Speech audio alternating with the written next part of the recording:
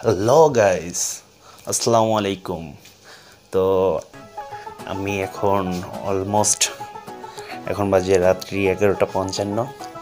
তো অনেক খুশি লাগতেছে বিকজ আর 5 মিনিট পরে আমাদের ঈদুল আজহা।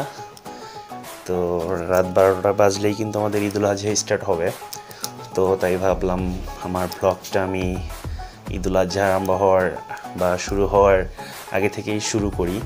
তো আমার কাছে কিন্তু বন্ধুরা অনেক এক্সাইটেড লাগতেছে যে আর কিছুক্ষণের মধ্যেই কিন্তু আমাদের ঈদুল আজহা স্টার্ট হবে।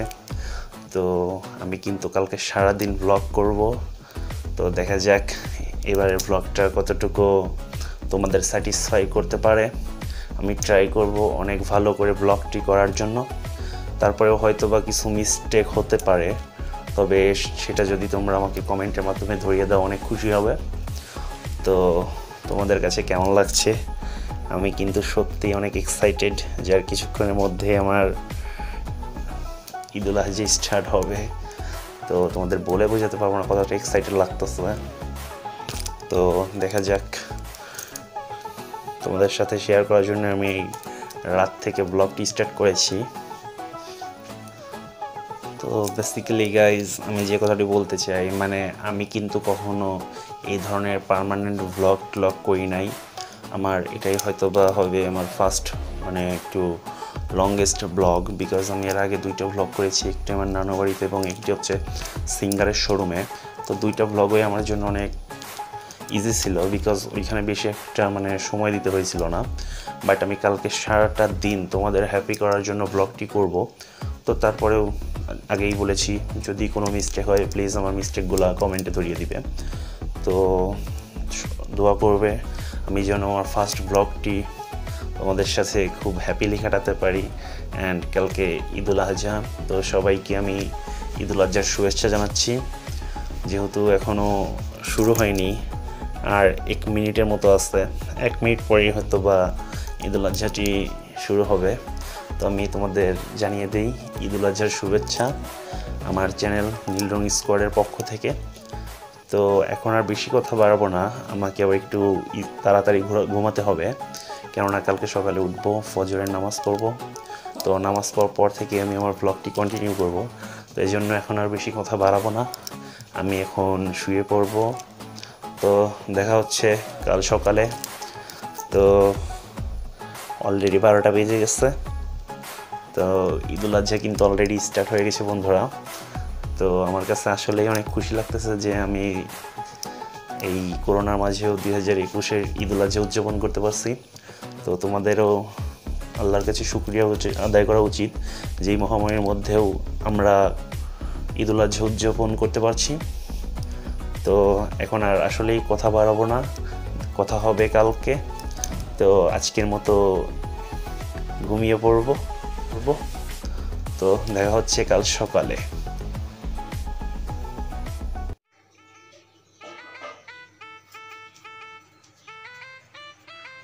শুভ সকাল বন্ধুরা, ঈদের আরও একটি নতুন সকালে আমরা পদার্পণ করলাম।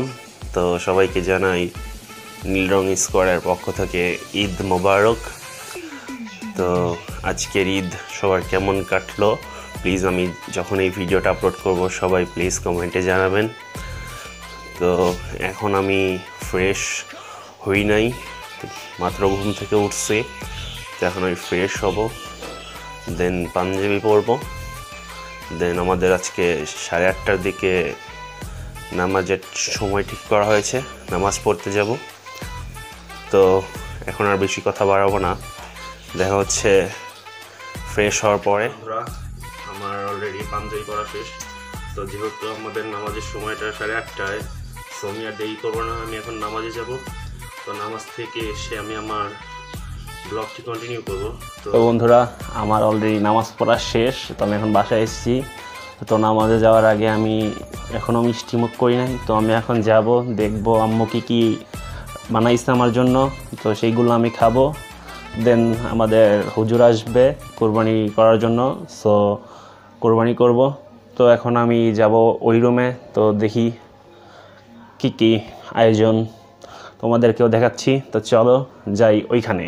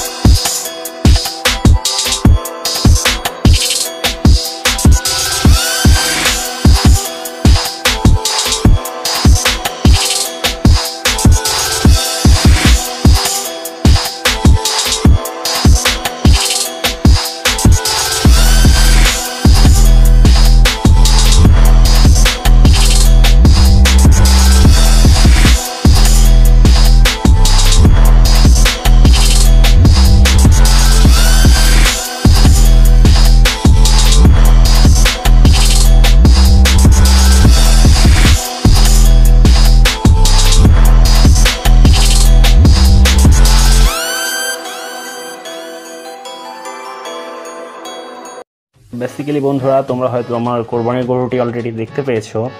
তো আমি কিছু কারণে আমার কোরবানির ভিডিওটি আপলোড করতে পারছি না।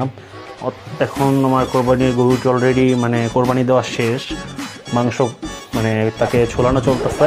তো যখন মাংস কাটে আমি সেটির একটি ভিডিও ফুটেজ এখানে অ্যাড করব। তো আজকে সারাদিন অনেক ব্যস্ততার মধ্যেও আমি কিন্তু তোমাদেরকে হ্যাপি রাখার জন্য ব্লগটি করতেছি।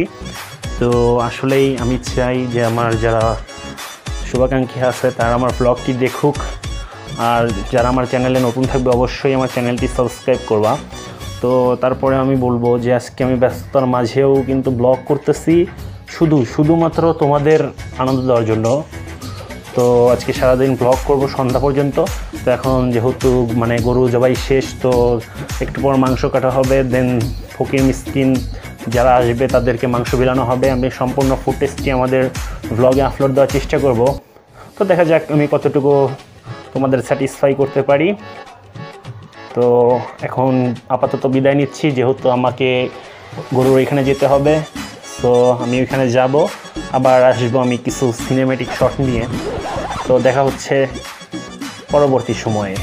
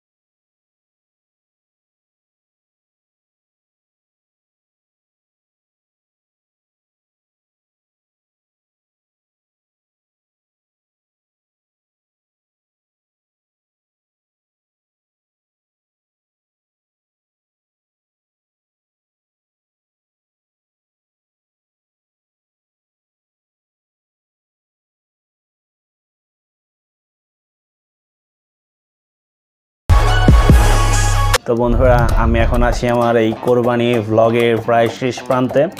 তো আমার সারাদিনে আমার কোরবানি করা শেষ। তো এখন যে কাজটি আমরা করতেছি সেটি হচ্ছে আমাদের কোরবানিটা মূলত আমরা তিনটি ভাগে ভাগ করি। একটি আমাদের নিজেদের ভাগ, একটি হচ্ছে আমাদের ফকির মিসকিনের জন্য, এবং একটি হচ্ছে আত্মীয় স্বজনের জন্য। তো আমরা আমাদের যে সমাজটা আছে, তো আমরা আমাদের সমাজেও কিছু মাংস দেই এবং সমাজ থেকেও কিছু মাংস আসে। তো সেগুলো আমরা সবগুলো মিশিয়ে আমাদের সমাজে যত লোক আছে সবাইকে আমরা ভাগ করে দেই। তো এইটাই আমি এখন তোমাদের সামনে দেখাবো। তো এটা দেখানোর পরেই আমার ব্লগটি আমি শেষ করে দিব, আর লম্বা করবো না আমার ব্লগটি। তো তোমরা সম্পূর্ণ ভিডিওটি দেখো। এখন আবার একটি তোমরা সিনেমেটিক ভিডিও দেখতে পাবে। তো আর কথা বাড়াবো না, চলো আমরা আমাদের সিনেমেটিক ভিডিওটি তোমাদের সামনে উপস্থাপন করি।